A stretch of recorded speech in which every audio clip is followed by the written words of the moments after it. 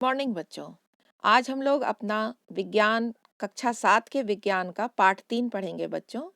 अनमोल संसाधन, जल एक अनमोल संसाधन, इसके बारे में हम लोग पढ़ेंगे। तो कई बार हम लोगों ने स्लोगन्स देखा है, जल है तो जीवन है, जल प्रकृति का अनमोल उपहार है, जल है तो कल है। ये सभी स्लोगन्स हमें क्या बताते हैं? जल के महत्व को बताते हैं बच्चों। और इसी महत्व को ध्यान में रखते हुए संयुक्त राष्ट्र संघ ने वर्ष 2003 को अंतर्राष्ट्रीय स्वच्छ जल वर्ष के रूप में मनाया था और प्रत्येक 22 मार्च को विश्व जल दिवस के रूप में मनाया जाता है। अंतरिक्ष से यदि हम गौर से देखेंगे बच्चों, तो पृथ्वी जो है वो नीली आभा लिए दिखाई देती है। क्यों? क्योंकि इसका 3/4 भाग जल है। जल की कमी पूरे विश्व के लिए चिंता का विषय होती जा रही है बच्चों। और इसकी भयावह स्थिति को देखकर यह खतरा लगता है कि कहीं अगला विश्व युद्ध जल के लिए ही ना हो जाए। जल की एक एक बूंद अनमोल है बच्चों, इसीलिए हम सभी मिलकर संकल्प करें कि हमें जल की एक एक बूंद को बचाना है। यहाँ देख रहे हो तुम चित्रों में पानी की स्थिति देख रहे हो, कितने लोग इस कुएं से पानी लेने आए हैं, चारों ओर से घिरे हैं, पर कुएं में पानी ही नहीं दिखाई दे रहा है। ये सूखा तुम्हें दिख रहा है? सूखे के कारण धरती फट चुकी है। नलों में एक बूंद पानी नहीं है, पेड़ सूखे हुए हैं और चारों ओर सूखा में दूर दूर से बच्चे बच्चे और बड़े सभी पानी ढोकर ला रहे हैं। बहुत मुश्किल से एक छोटा मग या एक बाल्टी पानी आ रहा है बच्चों, उसमें हमें नहाना भी है, खाना भी है। तो सोच सकते हो जल की किल्लत कितनी है। पीने के लिए पानी नहीं मिल रहा है बच्चों। तो इसीलिए हमें जल की हर बूंद को बचाने के लिए हर समय निरंतर प्रयासरत रहना है। अब हम जानेंगे कि जल की उपलब्धता कितनी है। तो 97% जो जल है हमारा बच्चों, वो समुद्री जल है जो खारा है। ये लवणीय है, नमकीन जल है। मान लो ये जो एक बाल्टी है, ये 20 लीटर क्षमता वाली एक बाल्टी है और ये से समझ लो कि ये जो है पूरी पृथ्वी पर उपलब्ध कुल जल इतना ही है हमारे पास। अगर इसमें से हम इस मग में 2% अगर हम निकालें, यानी समझ लो 500 ml अगर हम इसमें से पानी को बाहर निकाल लेते हैं 20 लीटर में से, तो जो मग में जितना पानी उपलब्ध है वो कैसा जल है बच्चों? वो अलवणीय जल है, यानी इसमें नमकीन नहीं है, ये पीने के लायक है। लेकिन ये कहाँ-कहाँ है ये तुम्हें जानना है। तो इसमें से यदि हम पानी का 150, जो तुम्हारा 500 ml में से यदि हम 150 ml निकालेंगे, तो ये तुमको बताता है ये पूरे पृथ्वी पर उपलब्ध जल है, ये 500 ml जो अलवणीय है। और इसमें से जब हम 150 ml निकाल रहे हैं, तो ये भौम जल को दर्शाता है कि हमारे जमीन के अंदर इतना जल है। और इसमें से यदि हम 1/4 चम्मच यानी 0.6% जब हम जल निकालते हैं, तो ये पेयजल जो है नदियों एवं झीलों में उपलब्ध जल है, जो लगभग सिर्फ 1% है बच्चों। सोच लो, यही जल सिर्फ पीने योग्य है। तो कितनी ज़्यादा हमें जल के प्रति सजग रहने की ज़रूरत है, ये तुम्हें इस क्रियाकलाप से समझ में आ गया होगा। आओ अब हम जानें कि जल की कितनी अवस्थाएं होती हैं। तो प्रकृति में जल की मुख्य रूप से 3 अवस्थाएं हैं और तीनों अवस्थाओं में जल पाया जाता है। जल का ठोस रूप जो है वो है बर्फ है। द्रव रूप में पृथ्वी पर जो नदियां हैं, तालाब हैं, कुएं हैं, झील हैं, समुद्र है, वहाँ जो पानी है वो तुम्हें द्रव रूप में मिलता है।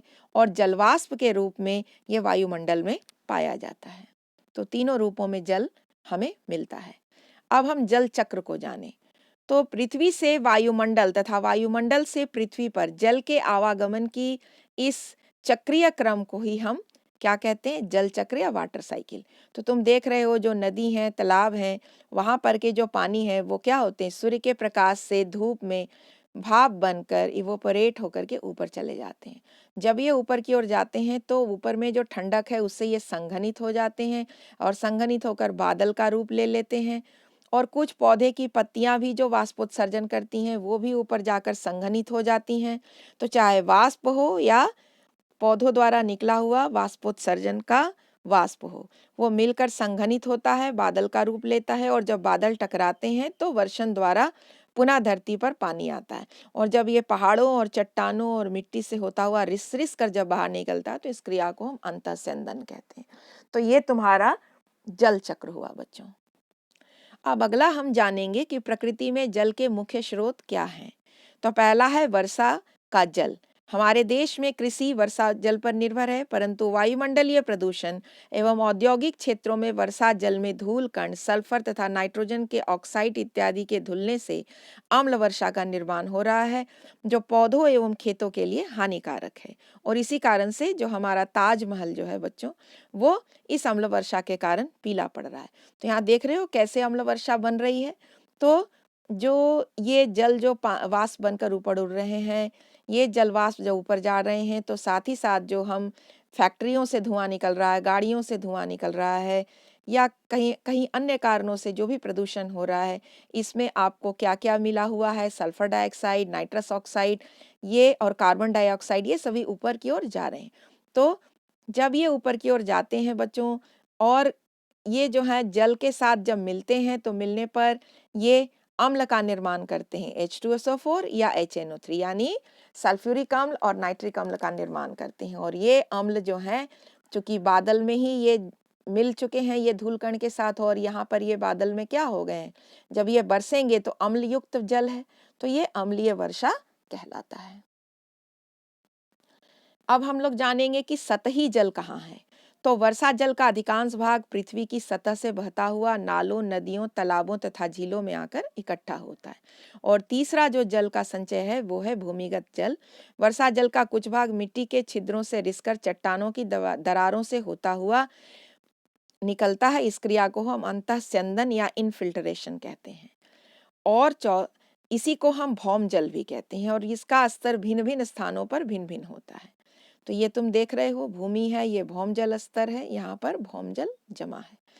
तो भौम जल स्तर में कमी या अपक्षय का मुख्य कारण क्या है? तो जनसंख्या में वृद्धि, ज़्यादा जनसंख्या होगी तो सबको पानी चाहिए, पानी की कमी से भौम जल घटेगा। कृषि में जो हम पानी उपयोग करते हैं, खेतों में जो हम पानी पटाते हैं, वहाँ भी ज़्यादा से ज़्यादा पानी चाहिए, तो उसके कारण भी भौम जल स्तर घटता है। औद्योगिकीकरण, जितने जो कल कारखाने खुले हैं वहाँ भी जल की आवश्यकता है, तो वहाँ उसके कारण भी पानी की कमी तुमको भौम जल में हो रही है, क्योंकि इन्हीं से पानी ले जाया जा रहा है। वर्षा का असमान वितरण, वर्षा जो है वो हर जगह समान रूप से नहीं बरस रही, कहीं कम है कहीं ज़्यादा है, इस कारण भी भौम जल घट रहा है। जितने जो वन हैं उनकी कटाई के कारण भी क्या हो रहा है, वर्षा नहीं हो पा रही है, और उससे पानी की कमी भौम जल में हो रही है। और साथ ही साथ जल की जो हम बर्बादी करते हैं, नल खुला छोड़ दें, पानी बह रहा है या कहीं का पाइप फट गया बह रहा है, अगर हम उसे नहीं बंद करते हैं बच्चों, तो उससे भी जल की बर्बादी होती है, और उससे भी भौम जल स्तर घटता है। अगला है कि जल प्रबंधन कैसे करेंगे हम। तो पानी बचाओ का अभियान जो है वो हर जगह होना चाहिए, सभी को जागरूक होना चाहिए। यदि हम पानी का बचाव नहीं करेंगे, तो अगला जो हम देखेंगे, ऐसी संभावना है कि अगला जो विश्व युद्ध होगा वो किससे होगा बच्चों, वो हमारा इसी जल को लेकर होगा। तो पहला तो हमें वर्षा जल संग्रहण करना चाहिए। दूसरा, प्राकृतिक जल निकायों की देखभाल, जितने बांध हैं, नहर हैं, और जो भी आपके छोटे मोटे जो भी बांध बनाए गए हैं, उनका रख रखाव सही से करना चाहिए। और कृषि में जो हम पानी जो पटाते हैं वो चारों न पटाकर ड्रिप सिंचाई विधि द्वारा हम करें, तो जल का प्रबंधन हम कर सकते हैं। साथ ही साथ यहाँ देखो, वर्षा जल संग्रहण हम छत से कैसे कर रहे हैं, है ना। इस तरह जमीन में लाकर इस तरीके से स्वच्छ पानी को हम किचन में और हर जगह उपयोग में कर ला सकते हैं, और छत पर भी लाकर हम टंकी से घर में भी इसकी सप्लाई कर सकते हैं। ये तुम्हारा ड्रिप तंत्र सिंचाई है, जिसमें देखो पौधों की जड़ों में ही पाइप से फव्वारे द्वारा वहीं पर पानी का सिंचाई किया जा रहा है। अब हम जानेंगे कि झारखंड में वर्षा की स्थिति क्या है। तो यदि हम वार्षिक वर्षा झारखंड में देखें तो लगभग 140 सेंटीमीटर है, और यह जून से सितंबर में लगभग 80% वर्षा होती है। गढ़वा, पलामू, चतरा, कोडरमा एवं गिरिडीह जिले के उत्तरी भाग और गोड्डा में वार्षिक वर्षा 120 सेंटीमीटर से भी कम होती है, जबकि दक्षिणी हजारीबाग, बोकारो, सरायकेला, देवघर एवं दक्षिणी गिरिडीह में औसत वर्षा 120 से 140 सेंटीमीटर के बीच है। वहीं गुमला, पश्चिमी एवं पूर्वी सिंहभूम, सिमडेगा, रांची के अधिकांश क्षेत्रों में औसत वर्षा 140 से 160 सेंटीमीटर है। तो देश में अगर हम जल की कुल खपत को देखेंगे तो 85% जो खपत है वो कृषि में हो रहा है, 10% उद्योगों में और 5% घरेलू उपयोगों में हो रही है। अगर हम आंकड़ा देखेंगे तो देश में 1994 में पहले प्रति व्यक्ति जल की उपलब्धता लगभग 6000 घन मीटर थी, जो 2020 में आते-आते सिर्फ 2300 घन मीटर रह गई है और 2025 तक ये माना जा रहा है कि ये लगभग 1600 घन मीटर ही रह जाएगी। तो सोच सकते हो जनसंख्या बढ़ रही है और जल का जो प्रति व्यक्ति जल की उपलब्धता है वो घट रही है। इससे अनुमान हम लगा सकते हैं कि जल का संकट कितना गहरा है। आओ मैं अब तुम्हें बताऊं अपने इस महापुरुष जिन्हें हम जल पुरुष के नाम से भी जानते हैं। ये झारखंड के जल पुरुष हैं जिन्हें हम सिमन उरांव के नाम से जानते हैं। ये रांची के बेड़ो प्रखंड के निवासी हैं। इन्होंने चौथी कक्षा तक ही अपनी पढ़ाई की है और 1 दशक से सूबे के खिलाफ जो सूखा है उसके खिलाफ ये जंग लड़ रहे हैं। जल संचयन के लिए अकेले 6 गांवों में इन्होंने तालाब खुदवाया और देशी तकनीक से सिंचाई का प्रबंध भी किया। बांध बनवाया। साधारण जल संरक्षण के उपायों से इन्होंने 51 गांवों का भाग्य बदल दिया बच्चों। और वहां अब लगभग 2000 से भी अधिक मीट्रिक टन जो है वो हरी सब्जियां पर्याप्त मात्रा में उगती हैं। हमेशा हरियाली रहती है इन गांवों में। और 83 वर्ष के सिमन उरांव को 2016 में पर्यावरण संरक्षण के लिए पद्मश्री से सम्मानित किया गया। तो बच्चों, हम सभी को भी इनसे प्रेरणा लेनी चाहिए और अपने यहाँ भी हमें अपने गांव को हरा भरा बनाना चाहिए, अपने आसपास में हरियाली रखनी चाहिए और जल को बहुत बचत करके जल का संग्रहण हर वक्त करते रहना चाहिए ताकि जल की समस्या गहरी ना हो बच्चों। चलो मिलते हैं बच्चों फिर अगली वीडियो में। बाय बच्चों।